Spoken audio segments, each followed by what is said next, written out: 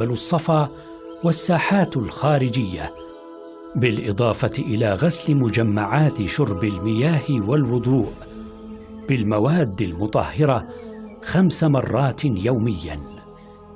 أما دورات المياه والتي يصل عددها إلى 14,000 دورة مياه فيتم غسلها 4 مرات يومياً.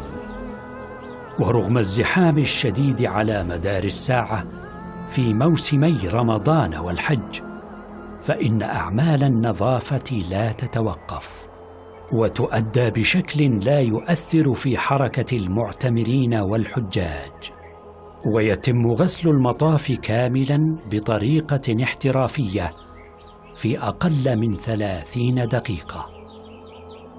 كما يتم غسل الرخام والأرضيات والمداخل المؤدية إلى المسجد الحرام والجسور والمنارات والسلالم والأبواب والواجهات والأعمدة، إضافة إلى تنظيف مجاري التصريف ورش المطهرات والمبيدات الحشرية.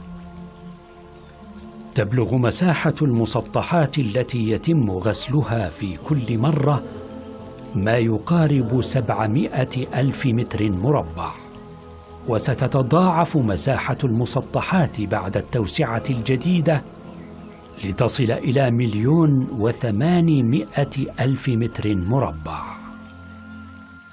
غسيل الكعبة برعاية كريمة من خادم الحرمين الشريفين، يتم غسل الكعبة المشرفة مرتين في العام،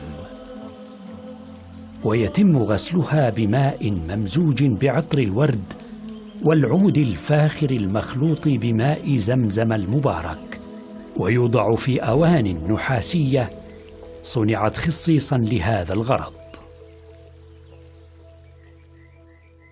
يكتسي المسجد الحرام وساحاته بما يقارب 30,000 سجادة من السجاد الأخضر الفاخر الذي يعقم وينظف 3 مرات يومياً.